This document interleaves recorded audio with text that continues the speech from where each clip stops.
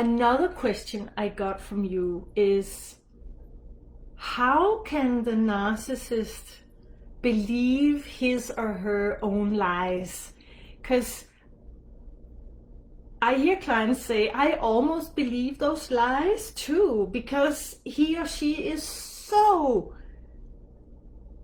compelled, so convinced that what they are saying is actually true.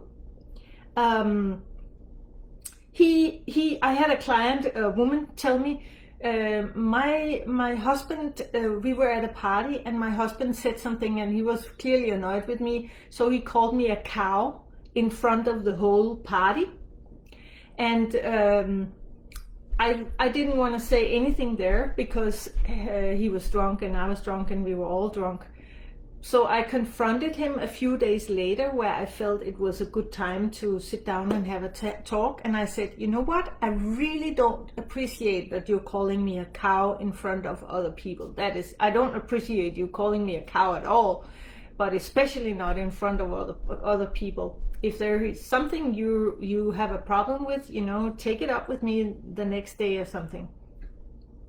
And he would just go into denial right there and just hold on to the fact that he had never called her a cow. Never, ever. I would never call you a cow. Why would I call you a cow? That's really degrading and demeaning. You must have been drunk, because I would never call you a cow, ever, in a million years. That is, other people would have heard it. They would have said something if I had called you a cow. It's our friends. They would not have just stood by and listened while I call you a cow. So he just kept denying it until she actually got doubts on whether he had said it or not. So this is the question. How is the narcissist able to believe in his own lies, so much so that it almost looks like they know the truth? And this is actually, it's funny and not funny, but you know how we say the best salesperson is the guy, or the salesperson, guy or girl, who believes their own product? Yeah. So if you're a salesperson and you believe in your own product, then you will be really good at selling it. And this is the narcissist. They have a mechanism inside them that makes them believe that what they are telling is actually the truth. They can, some function in the brain, they can shut off or they can turn on that makes them believe this.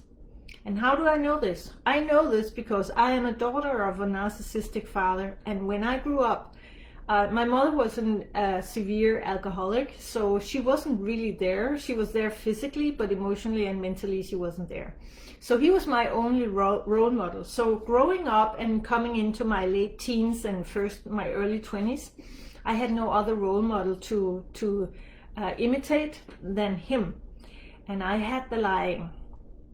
I had the lying in my life. And I remember the feeling of being able to lie without thinking about whether it was true or not.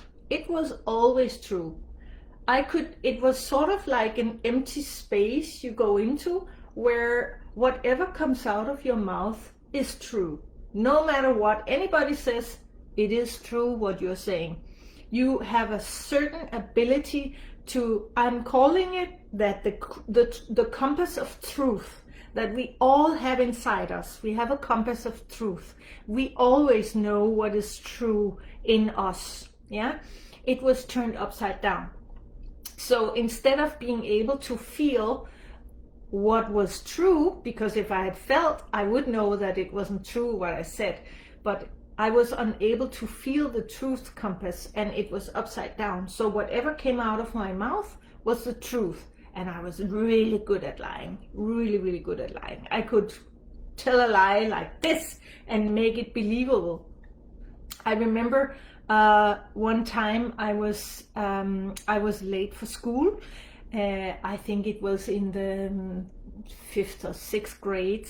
So I must have been 12 years old, maybe 10, 12 years old.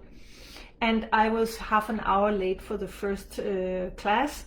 And I came into the class and sat down, and my teacher said, "Where have you been?"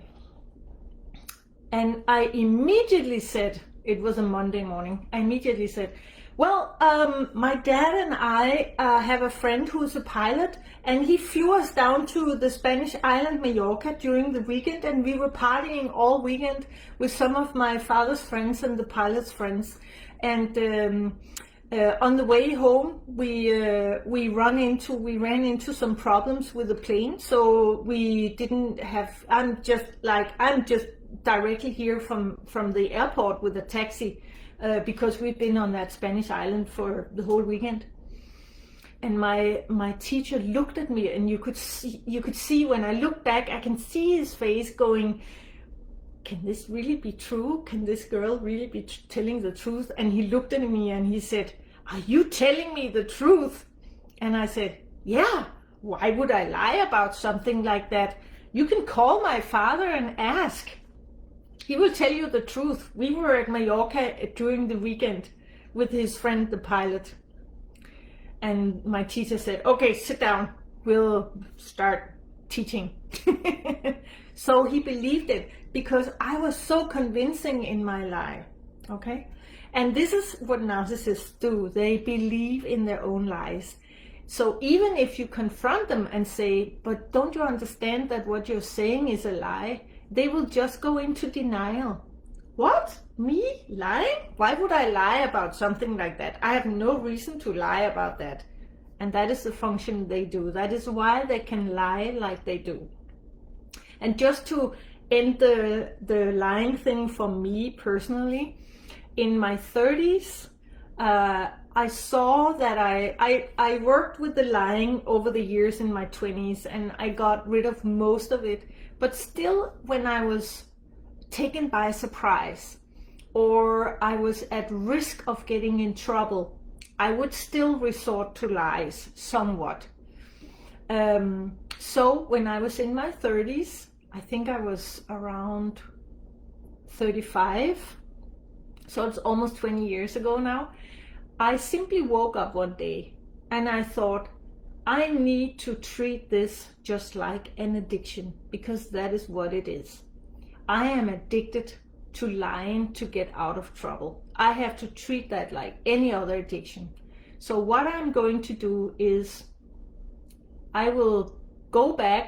If I lie, I will go back and tell the person that I lied, and I will take the consequence no matter what it is. And from now on, I will speak the truth no matter the consequence. No matter what will happen to me, I will speak the truth and I will be honest, because it is easier and I will like myself more. And in the beginning, it was really hard. I actually was at a very important gathering or a function with some colleagues, and a person asked me, "Oh, you're all dressed up. Why are you dressed up like that?" And I think he was just curious, but I felt attacked.